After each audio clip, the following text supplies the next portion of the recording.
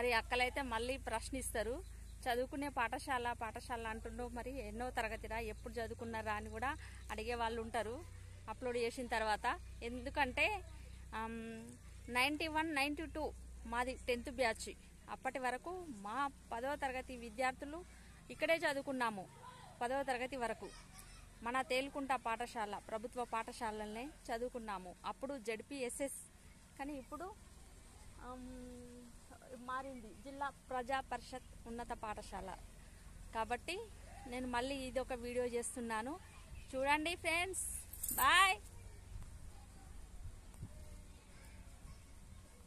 ఇది టచ్ పంచతలేము ఎందుకో, నా బాధ నాకు. నేను ఇంత కోసపడితే మా ఫ్రెండ్స్ అంతా నవ్వుకుంటారట. నవ్వుకోండి, మీరు నవ్వుకోవాలనే నాకు ఉంటుంది. బాధలు అనేటివి ఎప్పటికీ శాశ్వతం కాదు. మనం చదువుకునే రోజుల్లో ఎన్ని బాధలున్నా కష్టాలున్నా నిలదొక్కుని బ్రతకాలరా అని చెప్పి మన ఉపాధ్యాయులు చెప్పినారు. కాబట్టి అదే సిద్ధాంతంతో ఎప్పుడు ఎన్ని కష్టాలు వచ్చినా కానీ తొందరగా ఇదవుతూ ఉంటాయి. బాధ ఉన్నప్పటికీ కూడా ఫోన్ రాగానే టకటక రెడీ అయ్యి వచ్చేసినాం మన తెలుకుంటా స్కూల్కి. దగ్గరే ఉంటుంది కాబట్టి నడిచి వచ్చేసిన. Thank you. మళ్ళీ చూడండి మన స్కూలు.